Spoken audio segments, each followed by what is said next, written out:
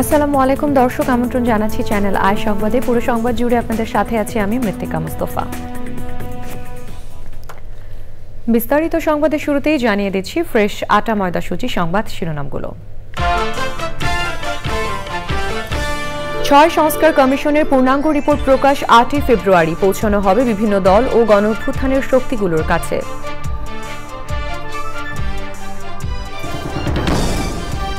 দুদকের মামলায় বিএসইসির সাবেক চেয়ারম্যান শিবলি রুবায়েতুল ইসলাম গ্রেপ্তার নিশ্চিত করলেন ডিবি প্রধান।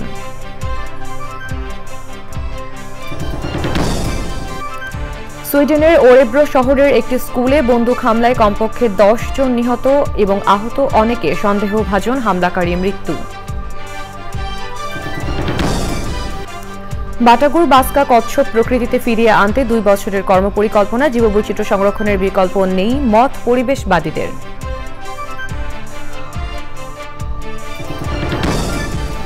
এবং বিপিএল এ দ্বিতীয় কোয়ালিফায়ারে আজ মুখোমুখি চট্টগ্রাম কিংস ও খুলনা টাইগার্স, ফাইনালে ওঠার দ্বিতীয় সুযোগ চট্টগ্রামের।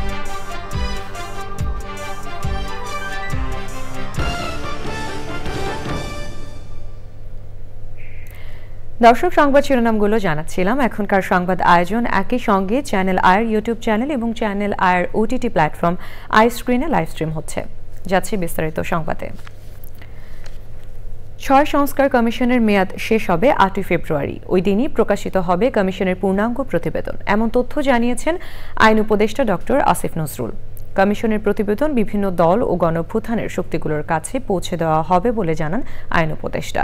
মোস্তফা মল্লিকের রিপোর্ট। সংস্কার কমিশন কার্যক্রমের অগ্রগতি নিয়ে প্রধান উপদেষ্টার সঙ্গে কমিশন প্রধানদের বৈঠকে সব কমিশনের প্রধানরা উপস্থিত ছিলেন।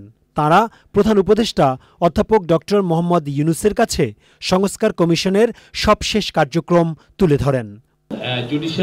সন্ধ্যায় রাজধানীর ফরেন সার্ভিস একাডেমিতে প্রধান উপদেষ্টার প্রেস উইংয়ের নিয়মিত সংবাদ সম্মেলন।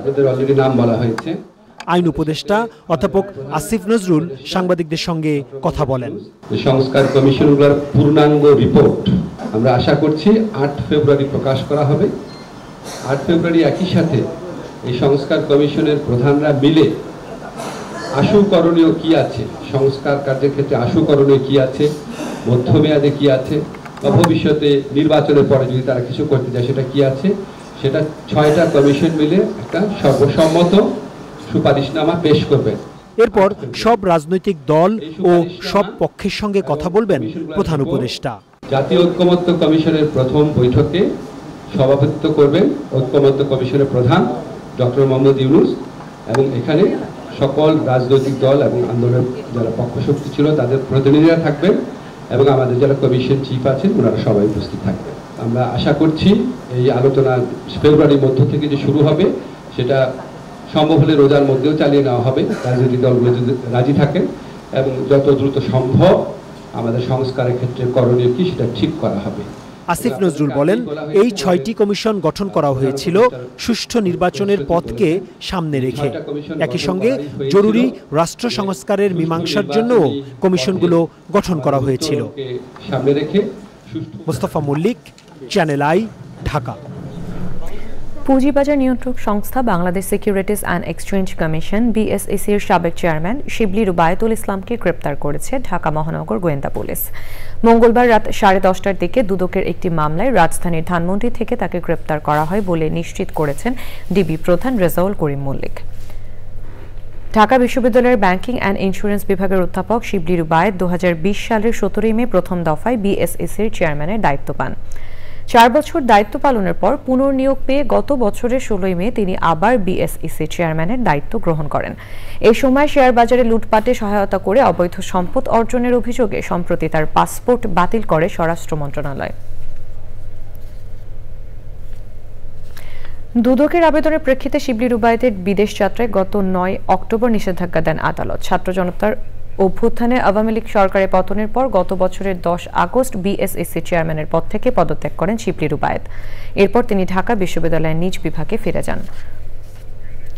সুইডেনের পশ্চিমাঞ্চলের ওরেব্রো শহরে একটি স্কুলে বন্দুক হামলায় 10 জন নিহত হয়েছেন। নিহতদের মধ্যে হামলাকারীও রয়েছে বলে ধারণা করছে পুলিশ। পুলিশ জানায়, স্থানীয় সময় মঙ্গলবার বিকেলে রাজধানী স্টকহোম থেকে 200 কিলোমিটার পশ্চিমে ওরেব্রোর রিস বার্গস্কা স্কুলে হামলা চালায় এক বন্দুকধারী। এতে 10 জন নিহত ও 5 জন আহত হন। তাদের মধ্যে একজনের অবস্থা গুরুতর। নিহতদের মধ্যে বন্দুকধারীও রয়েছেন এবং তিনি একাই এই ঘটনা ঘটিয়েছেন বলে ধারণা করা হচ্ছে। তবে কি কারণে গুলির ঘটনা ঘটেছে তা জানাতে পারেনি পুলিশ। এই ঘটনাকে সুইডেনের জন্য খুবই বেদনাদায়ক একটি দিন বলে উল্লেখ করেছেন সুইডিশ প্রধানমন্ত্রী উলফ ক্রিস্টারসন।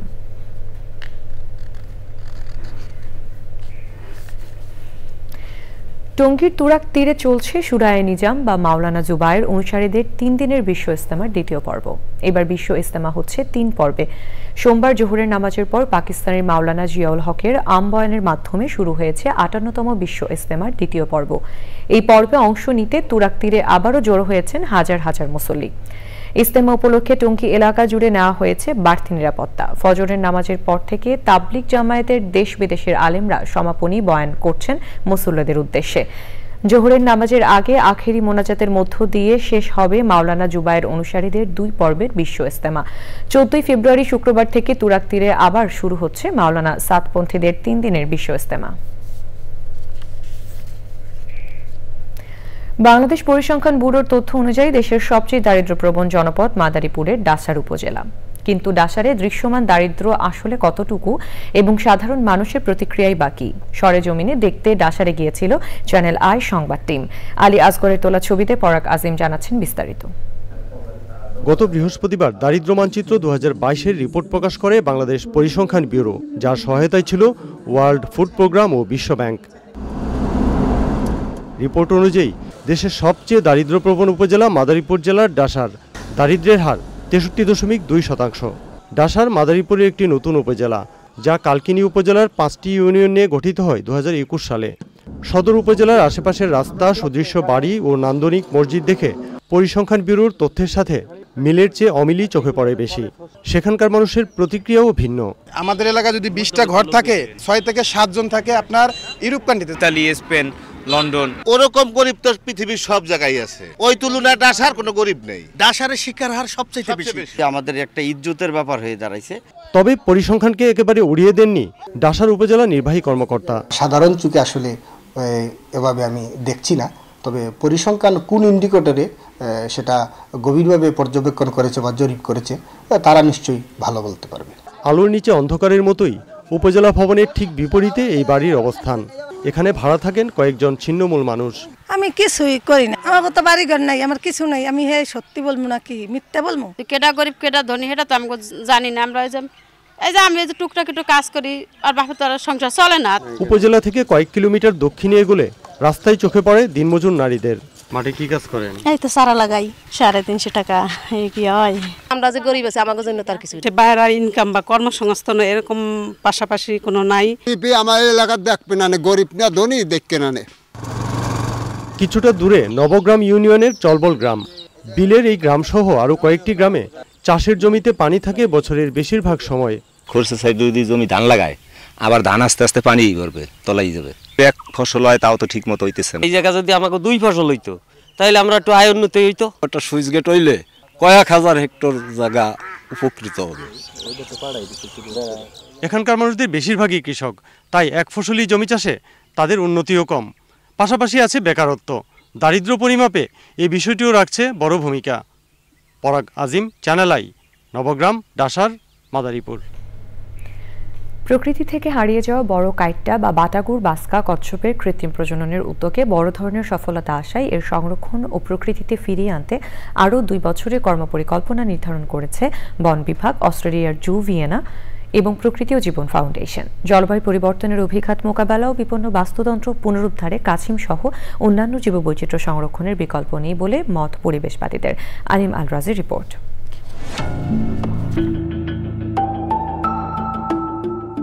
শতাব্দীর পর শতাব্দী মাংসের জন্য নির্বিচার কচ্ছপ শিকার ও প্রকৃতি ধ্বংসে প্রকৃতি থেকে হারিয়ে গেছে অনেক প্রজাতির কচ্ছপ। তাদেরই এক প্রজাতি বাটাগুর বাস্কা বা নর্দার্ন রিভার টেরাপিন, যা বড় কাইট্টা নামেও পরিচিত। প্রকৃতি সংরক্ষণে কাজ করা আন্তর্জাতিক সংগঠন IUCN-এর মহাবিপন্নের তালিকায় থাকা বাটাগুর ভাস্কা সংরক্ষণ ও মুক্ত প্রকৃতিতে ফিরিয়ে আনতে 2012 সাল থেকে কাজ করে যাচ্ছে বন বিভাগ, অস্ট্রিয়া জু ভিয়েনা এবং প্রকৃতি ও জীবন ফাউন্ডেশন। সুন্দরবনের করমজলের বন্যপ্রাণী প্রজনন কেন্দ্র ও গাজীপুরের ভাওয়াল জাতীয় উদ্যানে নিবিড় পরিচর্যায় বর্তমানে বাটাগুর ভাস্কার সংখ্যা দাঁড়িয়েছে প্রায় 500।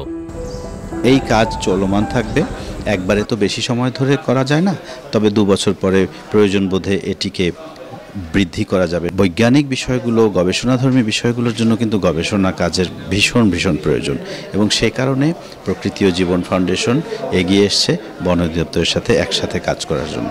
রেয়ারিং হচ্ছে, ব্রিডিং হচ্ছে, এবং সুন্দরবনের আরও প্রায় 16টি পুকুরে কিন্তু আমরা এটি ছেড়েছি। এটি আমাদের উদ্দেশ্যটি হচ্ছে এই পুকুরগুলোতে যখন আস্তে আস্তে ব্রিডিং হবে এবং তারাই কিন্তু আস্তে আস্তে পুকুর থেকে কিন্তু সুন্দরবনের নদী খালে আস্তে আস্তে বিস্তৃতি হবে, এবং এইভাবেই এই বাটাগুর ভাস্কা কিন্তু প্রকৃতিতে আস্তে আস্তে চলে আসবে। কচ্ছপটির সংরক্ষণ ও প্রকৃতিতে ফিরিয়ে আনার অভিযাত্রায় আরও 2 বছরের কর্মপরিকল্পনা নির্ধারণ করেছে সংস্থাগুলো। এখানে জু ভিয়েনা, বন বিভাগ এবং আমরা প্রকৃতি জীবন ফাউন্ডেশন একসাথে মিলে এই কাজটিকে এগিয়ে নিয়ে যাচ্ছে, এবং ক্যাপটিভ কনজারভেশনে প্রচুর বাটাগুর ভাস্কার নতুন প্রজন্ম এসছে, এবং বেশ কিছু সংখ্যা কিন্তু বেশ এখন একটা ভালো বয়সে চলে আসছে, এবং তাদের আমরা ট্রান্সমিটার লাগিয়ে আমাদের এই সুন্দরবনের নদীতে ছেড়েছি আগে, এবং আবারও ছাড়া হবে।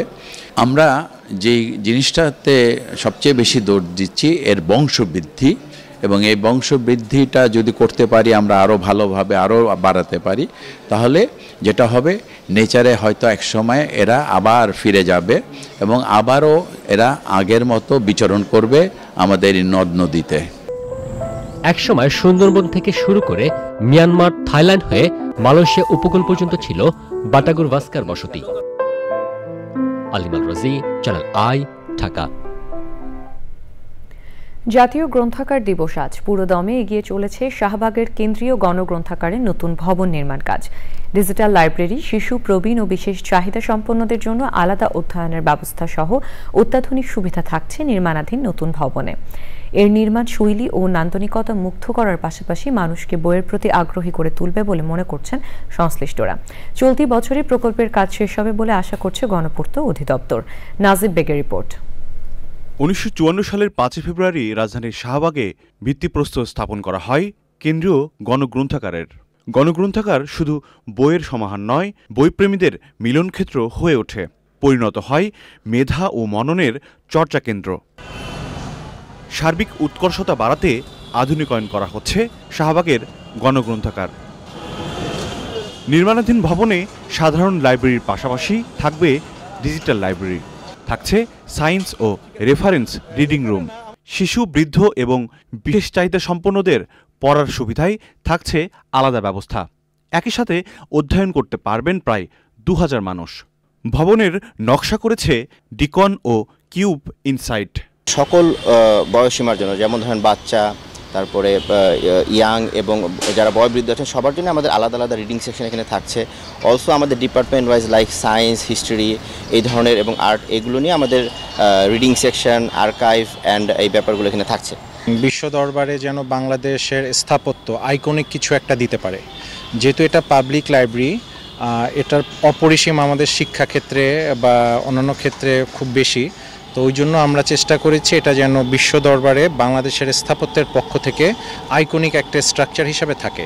অডিটোরিয়াম করা হচ্ছে 3টি, থাকছে ডে কেয়ার সেন্টারও। গণ ব্যাপারটাকে আমরা এখানে এমফেসাইজ করেছি, যেন যে ডেমোক্রেটিক একটা বিল্ডিং, যে গণমানুষের বিল্ডিং, সেটাকে এখানে যেন সমস্ত দল মত নির্বিশেষে সমস্ত গণমানুষ যেন এখানে আসতে পারে, সবার কাছে যেন একটা ইনভাইটিং ক্যারেক্টার হয়, সেই কারণেই এই ডিজাইনটা আমরা ওইভাবেই করা হয়েছে। চলতি বছরের শেষে গণগ্রন্থাগারের নতুন ভবনের নির্মাণ কাজ শেষ করার আশা করছেন সংশ্লিষ্টরা। 9 তলার মধ্যে আমাদের 2টা বেসমেন্ট হয়ে গেছে এবং 9 তলা পর্যন্ত যেটা স্ট্রাকচার হওয়ার কথা, এর মধ্যে আমাদের 7টা ফ্লোর হয়ে গেছে। ঠিকাদারদের সঙ্গে আমরা বসেছিলাম, আমরা আশা করছি যে ডিসেম্বর 25-এর মধ্যে এটা আমরা শেষ করতে পারব। প্রকল্পের আওতায় অফিস ভবনের পাশাপাশি একটি আবাসিক ভবনও নির্মাণ করা হচ্ছে। নাজিব বেগ, চ্যানেল আই, ঢাকা।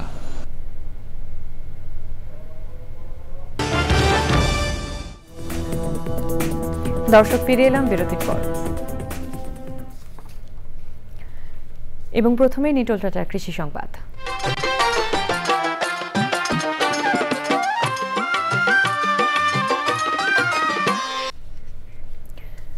ফুলের রাজধানী হিসেবে পরিচিতি যশোরের গদখালিতে চলতি মৌসুমে উৎপাদন ও সরবরাহ বেড়েছে, এজন্য বাজারে ফুলের দামও কম। তবে সামনে বিশেষ দিনগুলোতে কাঙ্ক্ষিত দাম পেয়ে লাভবান হওয়ার আশা করছেন চাষি ও ব্যবসায়ীরা। যশোর প্রতিনিধি আকরামুজ্জামানের রিপোর্ট। উৎসব ও বিশেষ দিন ঘিরে জমজমাট যশোরের গদখালির ফুল বাজার। এবছর ফুলের উৎপাদন ও সরবরাহ বাড়ায় আগেভাগেই জমে উঠেছে ফুলের এ মোকাম। তবে কাঙ্ক্ষিত দাম পাচ্ছেন না চাষিরা, এতে আর্থিক ক্ষতির কথা বলছেন তারা। গোলাপ বিক্রি হবে 15 থেকে 20 টাকা পিস, আশাবাদী এবং হবে ইনশাআল্লাহ, প্রতি বছরই হয়।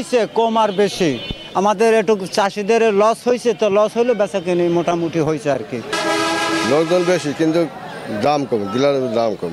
300 টাকা 6 টাকা পিস পড়েছে, সেক্ষেত্রে দাম অবশ্যই খুবই সাশ্রয়ী আর আমি কিনতে পেরে অনেক বেশি খুশি।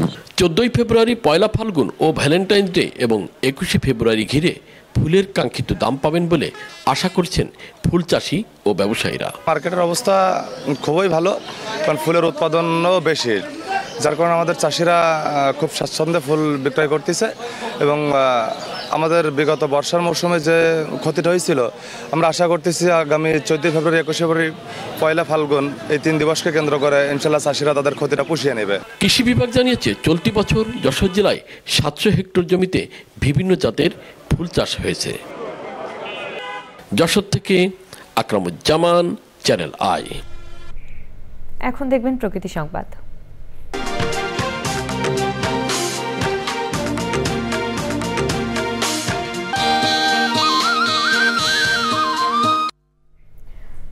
কক্সবাজারে রয়েছে ক্রীড়া পর্যটনের অপার সম্ভাবনা। আন্তর্জাতিক মানের ক্রিকেট স্টেডিয়ামের পাশাপাশি সমুদ্র সৈকতেও বছর জুড়ে ক্রীড়া ভিত্তিক নানা আয়োজনের সুযোগ রয়েছে এখানে। সংশ্লিষ্টরা বলছেন, শুধুমাত্র খেলাধুলাকে কেন্দ্র করেই আলাদা পর্যটন হাব গড়ে তোলা সম্ভব। এরই মধ্যে ক্রীড়া বান্ধব পর্যটন গড়ে তুলতে কাজ করছে জেলা প্রশাসন। নুরুল আলমের ভিডিও চিত্রে সরওয়ার আজম মানিকের রিপোর্ট। পর্যটন নগরী কক্সবাজার, যেখানে রয়েছে অসীম সমুদ্র, নীল জলরাশি, উন্মুক্ত আর পাহাড়ি সৌন্দর্য মণ্ডিত বিশ্বের দীর্ঘতম সমুদ্র সৈকত। এছাড়া আন্তর্জাতিক মানের ক্রিকেট ও ফুটবল স্টেডিয়াম, বিকেএসপি, বিমানবন্দর ও হোটেল রেস্টুরেন্টও আছে কক্সবাজারে। এতে প্রকৃতির স্বর্গীয় সৌন্দর্যের হাতছানিতে শুধু পর্যটকরাই নয়, বরং দেশ বিদেশের লাখো ক্রীড়াপ্রেমীদেরও গন্তব্য কক্সবাজার। সংশ্লিষ্টরা বলছেন, উন্মুক্ত সৈকতে ভলিবল, ফুটবল, ক্রিকেট, ম্যারাথন, হাডুডু কিংবা সার্ফিং আয়োজন সম্ভব। বিশ্বে ছড়িয়ে দেওয়ার জন্য এই অ্যাক্টিভিটিসগুলো যদি আমরা ফেস্টিভ্যাল আকারে করতে পারি, আমার মনে হয় এই পর্যটন আরো ডেভেলপ হবে। বাংলাদেশকে প্রমোট করার জন্য, কক্সবাজারকে প্রমোট করার জন্য বর্তমান সরকার যদি চায়, এখানে খেলাধুলাকে আরো বেশি ভবিষ্যতের সামনের দিকে এগিয়ে নিতে পারবে। কক্সবাজার ক্রীড়া পর্যটনের হাব হিসেবে গড়ে উঠলে গতি আসবে অর্থনীতিতেও। ক্রীড়ার শহর হিসেবে যদি আমরা যদি প্রমোট করি, কক্সবাজার এটা মানুষের পর্যটকদের জন্য একটা আকর্ষণীয় ভেন্যু হবে এবং অনেকেই শুধু সমুদ্র দেখতে না, ক্রীড়া দেখতেও কক্সবাজার আসবে। ক্রীড়া পর্যটনের সম্ভাবনা বাস্তবে রূপ দিতে তৎপর জেলা প্রশাসনও। কক্সবাজারের যে কারাতে, মার্শাল আর্টের যে একটা সমৃদ্ধি সারা বাংলাদেশে প্রসিদ্ধ, এবং তাকে ঘিরে একটি স্পোর্টস ট্যুরিজম গড়ে উঠতে পারে। আমরা আগামীতে এগুলো নিয়েও কাজ করছি। সরকারের সদিচ্ছায় কক্সবাজার হয়ে উঠবে ক্রীড়া পর্যটনের অন্যতম দৃষ্টান্ত। প্রত্যাশা ক্রীড়া প্রেমী সহ সব মহলের। ক্রীড়া বান্ধব পর্যটনের অনেক সম্ভাবনা রয়েছে এই কক্সবাজারে। এই সম্ভাবনাগুলোকে কাজে লাগানোর তাগিদ দিয়েছেন সংশ্লিষ্টরা। তারা বলছেন, এই সরকার যেন এ ব্যাপারে দ্রুত উদ্যোগ গ্রহণ করে, তাহলেই পর্যটনের নতুন একটি ধার উন্মোচিত হবে। কক্সবাজারের আন্তর্জাতিক ক্রিকেট স্টেডিয়াম থেকে সরওয়ার আজম মানিক, চ্যানেল আই। সবশেষে ফ্রেশ আটা ময়দা সুজি সংবাদ শিরোনামগুলো জানিয়ে দিচ্ছি আরও একবার। 6 সংস্কার কমিশনের পূর্ণাঙ্গ রিপোর্ট প্রকাশ 8 ফেব্রুয়ারি পৌঁছানো হবে বিভিন্ন দল ও গণঅভ্যুত্থানের শক্তিগুলোর কাছে।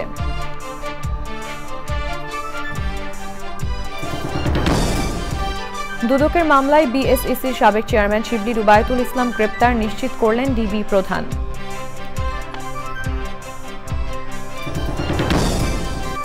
সুইডেনের ওরেব্রো শহরের একটি স্কুলে বন্দুক হামলায় কমপক্ষে 10 জন নিহত, আহত অনেকে, সন্দেহভাজন হামলাকারীর মৃত্যু।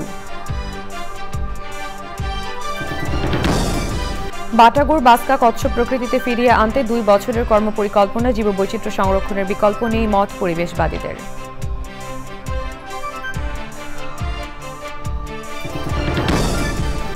এবং বিপিএলে দ্বিতীয় কোয়ালিফায়ারে আজ মুখোমুখি চট্টগ্রাম কিংস ও খুলনা টাইগার্স, ফাইনালে ওঠার দ্বিতীয় সুযোগ চট্টগ্রামের।